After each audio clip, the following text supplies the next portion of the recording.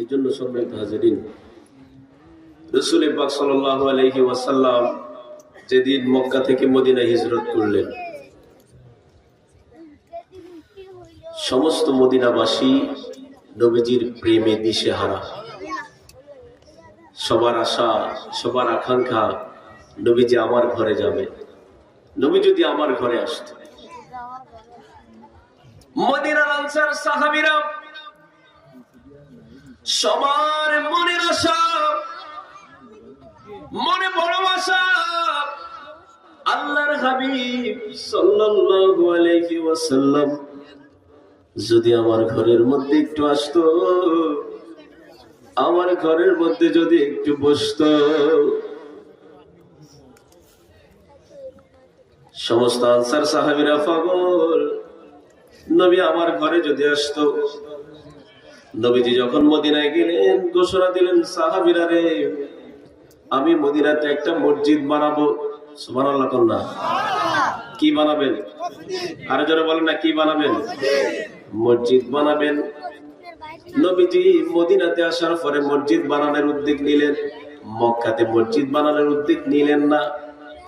কারণ মক্কাতে যখন নামাজ ফরজ হয়েছিল, এর কিছুদিন পরে আল্লাহর রাসূল হিজরত করেছেন। মক্কাতে মসজিদ বানানোর সেই সুযোগটা ছিল না, মসজিদটা বানাতে পারেন নাই। মদিনাতে যখন আবার রাসূল আসলেন, নবী ডাক দিয়ে বললেন, সাহাবীরা রে, ও আমার সাহাবীরা রে, আমি নবী এই মদিনার মধ্যে একটা মসজিদ বানাতে চাই। সাহাবীরা বলল, ইয়া রাসূলুল্লাহ, নবী গো, আপনি আমার জায়গার মধ্যে মসজিদ বানান। এক সাহাবী ডাক দিয়ে বলে, আমার জায়গার মধ্যে বানান, আমি জায়গা দিয়ে দিব, যত কিছু লাগে আমি দিব। সাহাবীরা তো পাগল হয়ে গেল, নবীজি মসজিদ বানাবে, আমি জায়গাটা দিয়ে দেই। আমার নবী বললেন, সাহাবীরা রে আমার, আমি যদি আব্দুল্লাহর জায়গার মধ্যে যদি মসজিদটা নির্মাণ করি, জাবের বেড়া বেজার হয়ে যাবে।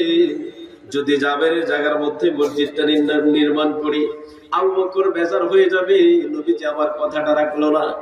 আব্দুল্লাহ বলবে, নবীজি আমার কথাটা রাখলো না। ওমরে বলবে, নবীজি তো আমার কথাটা রাখলো না। আমার নবী ডাক দিয়ে বলে, সাহাবীরা রে, ও সাহাবীরা শুনো, আমি নবী মসজিদ বানাবো, তবে আমি কোন জায়গায় বানাবো?